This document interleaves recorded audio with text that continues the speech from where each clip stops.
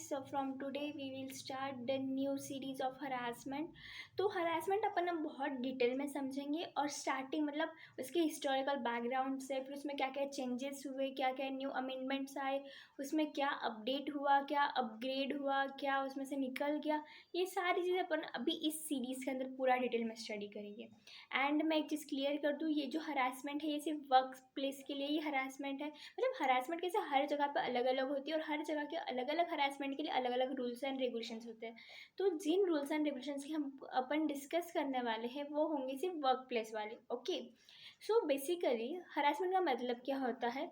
Sexual advances और verbal, physical, gesture, touch, ये सारे टाइप्स के हरासमेंट हो सकते हैं। ठीक है, अभी हरासमेंट से होता क्या है मेनली? पहले तो ये देखो, अभी जेस्चर से कैसे होगा? ये हो गया जेस्चरल हरासमेंट। टच यानी किसी ने आपको टच किया बिना आपके कंसर्न के। और फिर वर्बल यानी ओहो क्या लग रही भाई, फटाका लग रही, फटाका, ऐसे, ये हो गया वर्बल वाला।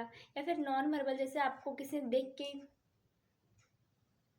ऐसे ऐसे कि मतलब अलग अलग टाइप का ऐसा हरासमेंट हो सकता है। मेनली हरासमेंट में यही चीज़ देखी जाती है कि विक्टिम को कैसा फील हुआ, जिसने किया ऑफेंडर ने उसका इंटेंशन क्या था वो नहीं देखा जाता है, विक्टिम को क्या फील हुआ ये उसका मेन क्राइटेरिया होता है। ओके, अभी क्या होता है ना, जो विक्टिम होता है, जो इस सेक्सुअल हरासमेंट का विक्टिम बन जाता है, वो उसको बहुत सारी चीज़ें से फेस करना पड़ता है। लाइक वो कभी कभी डिप्रेशन में भी चला जाता है, उसको गिल्टी फील होता है, वो बहुत ज़्यादा स्ट्रेस पर्सन हो जाता है, देन उसको एंजाइटी हो जाती है, मतलब बहुत सारी चीज़ उसको फेस करनी पड़ती है।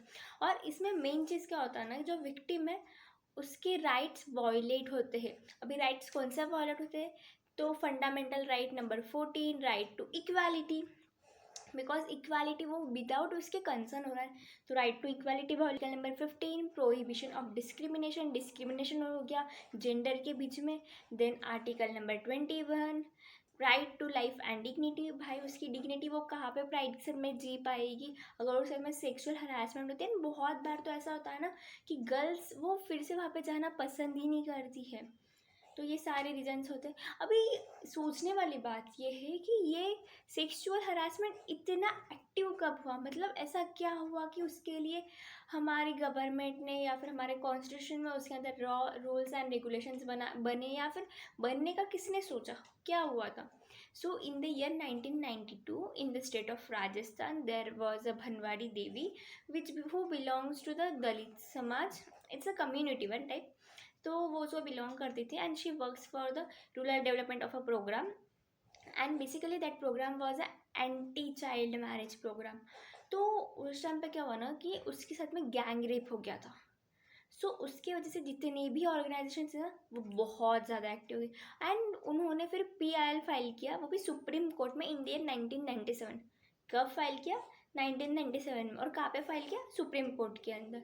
अभी सुप्रीम कोर्ट ने बोला कि भाई मुझे रूल्स एंड रेगुलेशंस बनाने में बहुत टाइम लग जाएगा, because they have to form a committee and then they have to study, and after that they only can make the rules and regulations na. It's not first and far कि हो गया भाई कर लो ख़त्म, no, they, it's a long process। तो तब तक क्या करना, तो तब तक के लिए उन्होंने विशाखा गाइडलाइंस करके रूल्स एंड रेगुलेशंस बनाए जो हर एंटरप्राइजेस को फॉलो करने थे, फिर आपके पब्लिक हो या फिर प्राइवेट हो, doesn't matter, you have to follow that. तो फिर उन्होंने क्या किया ना कि वो जो रूल्स एंड रेगुलेशंस थे विशाखा वाले, तो उसके अंदर उन्होंने क्या क्या ऐड किया था?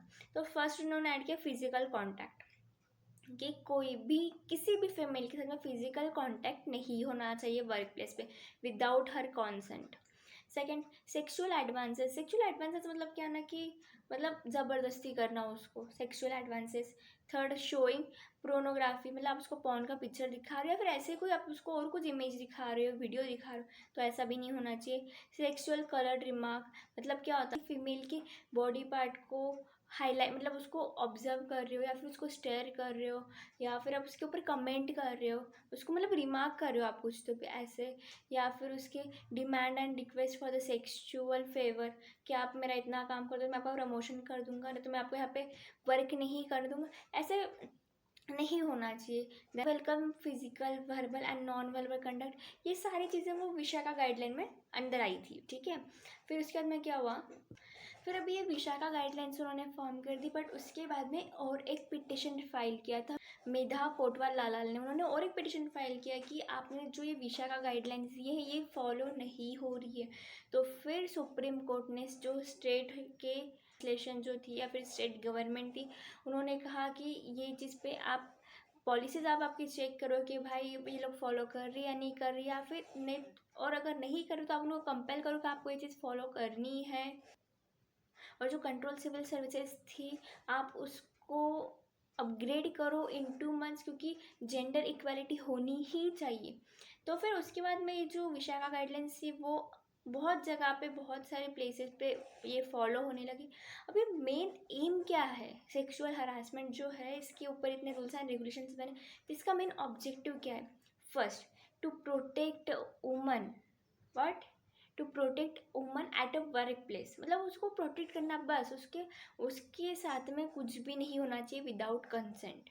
ठीक है, अभी आप लोग बोलोगे कि उसको आपने प्रेशराइज किया एंड फिर उसके बाद उसका कंसेंट आ गया, बट स्टिल आपने उसको प्रेशराइज किया इसलिए उसका कंसेंट आना, तो वो खुद उसका कंसेंट नहीं था, तो ये भी सेक्सुअल हरासमेंट में ही आएगा। भले ही उसका कंसेंट था बट उसको फील अच्छा थोड़ी हुआ, ऑफकोर्स शी फील बैड, तो उसका कंसेंट नहीं आया, राइट।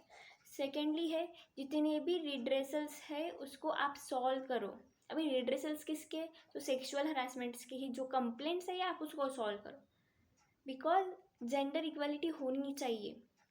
फिर वो मेल हो फीमेल हो, अभी आप लोग बोलोगे कि भाई फीमेल मेल मतलब फीमेल के लिए इतने रूल्स एंड रेगुलेशंस है, उनको वर्क प्लेस पे इतना ये है, तो फिर मेल के लिए क्यों नहीं? मेल के साथ में थोड़ी ना, मतलब उनके साथ में तो सेक्सुअल हरासमेंट होता है ना, तो ऑब्वियसली होता है, बट आप एक रेशियो देखो।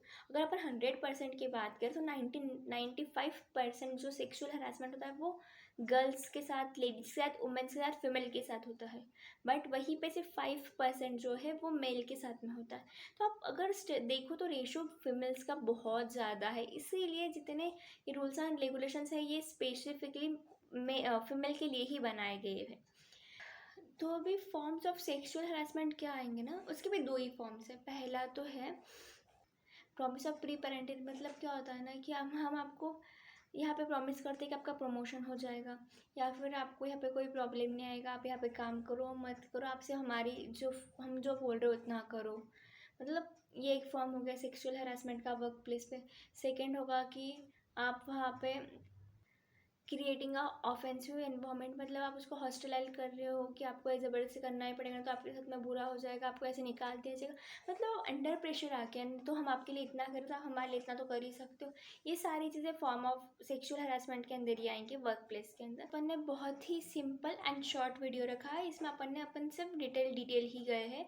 कल का जो लेक्चर होगा उसमें अपन इन डिटेल में पढ़ेंगे, बिकॉज आज अपन ने सिर्फ बेसिक देख लिया, हिस्टोरिकल बैकग्राउंड वगैरह देख लिया, मतलब एक क्लियर हो गया आपको भी कि क्या होता है। अभी अपन कल बहुत डिटेल में जाएंगे इसका, सो एक बार आप इसको फिर से एक बार देख लेना, मतलब आपको एक रिवाइज हो जाएगा। और अगर आपको कोई भी डाउट हो, कोई क्वेश्चन हो, कोई क्वेरी हो, तो आप मेरे को कमेंट करके पूछ सकते हो। Till then, okay then, bye.